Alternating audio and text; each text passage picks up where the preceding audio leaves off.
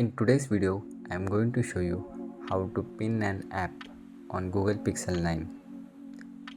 First, go to your settings, scroll down and tap on security.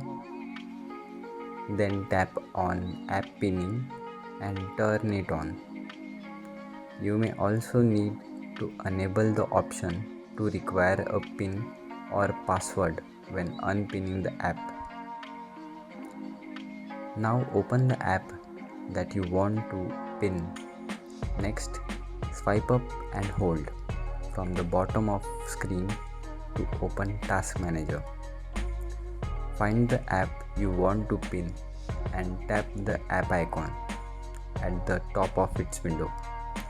From the drop-down menu, tap Pin. To unpin the app, swipe up and hold from the bottom.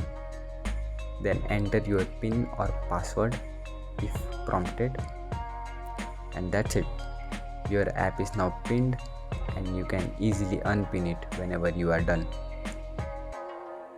Make sure to like and subscribe for more tips and tricks. Thanks for watching.